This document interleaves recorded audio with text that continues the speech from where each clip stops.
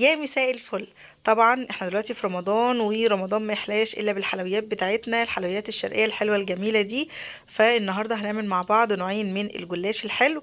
الحلويات حلوه قوي، واحد محشي كنافه هحمرها وهحشيه بالكنافه، وواحد ساده بطريقه حلوه قوي هيعجبكم.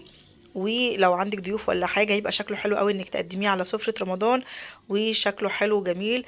وبس قبل ما نبدا الفيديو بتاعنا ما تنسوش بقى يا حبايبي تعملوا لايك للفيديو واشتركوا القناه، وكمان فعلوا زر الجرس عشان اي فيديو جديد انزله يجيلكوا اشعار بيه. زي ما شفتوا كده انا قطعت الكنافه طبعا ببقى جايباها من قبلها مثلا بيوم ولا حاجه عشان تبقى سهل معايا في التقطيع. جبت بقى احطها في حله كده او في صينيه، وهحط عليها معلقه كبيره من السمنه ومعلقه من الزيت برضه عشان ما تتحرقش مني على النار.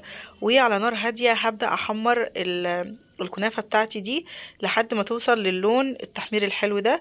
وقبل ما تتحمر كده هحط معلقه من السكر هيتكرمل معايا وهيدي لون حلو قوي زي ما انتم شايفين كده بقت تتحمر معايا. طبعا لو انتي عندك مثلا بواقي كنافه ولا حاجه، هتبقى حلوه برضو للوصفه دي انك تحشي بيها الجلاش. جبت بقى لفه الجلاش بتاعتي وقسمتها نصين، نص هحشيه بالكنافه اللي انا حمرتها دي، والنص التاني هعمله ساده بشكل حلو كده. ايه وممكن وهرش عليه مكسرات في الاخر. جبت ورقه الجلاش ودهنتها كويس بالسمنه وتنيتها نصين عشان تبقى مورقه وحلوه. وجبت عيدان الشيش اللي انتوا شايفينها ديت وحطيتها في النص وبدات اضغط عليها، وزي ما انتوا شايفين هيطلع معانا شكله حلو جدا، وكمان لما يستوي هيبقى حلو قوي.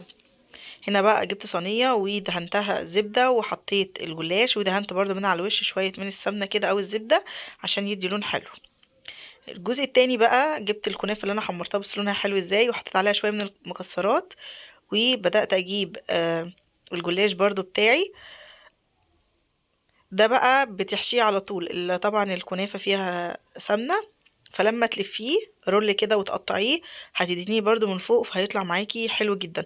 زي ما انا قلت لكم مش لازم مثلا تجيبوا كنافة ولا حاجة وتحمروها، لو انت عندك بواقي من الكنافة بتبقى حلوة جدا في الوصفة دي برضو كإعادة تدوير وتغيير. وطبعا كلنا بنحب الايه الجلاش.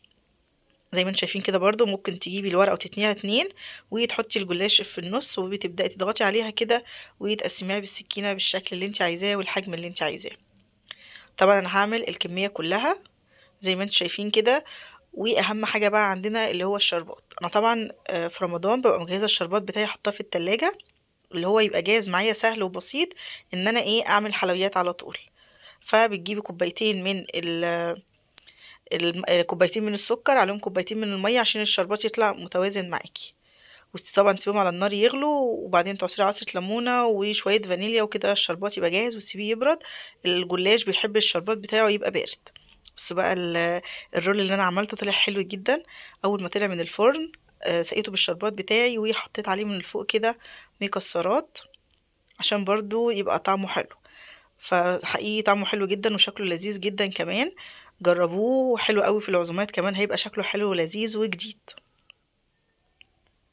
متنسوش بقى يا حبايبي تعملوا لايك للفيديو لو الفيديو عجبكم. الجلاش التاني برضو بتاعي اتحمر هو بقى حلو جدا. اول ما طلع وهو سخن كده سقيته بالشربات وطلعته. الشربات طبعا زي ما انتوا عايزين، بتحبوه مسكر قوي هتزودي الشربات وهتسيبيه شويه يشرب من الشربات، هتحبيه مقرمش كده وحلو يبقى شربات خفيف كده عشان يطلع معاكي حلو. بصوا بقى الجلاش حلو جدا. يا رب الوصفة تكون عجبتكم، جربوها كده وقولوا لي رأيكم فيها وإن شاء الله تعملوها. وبالذات الرول ده حلو جدا جدا.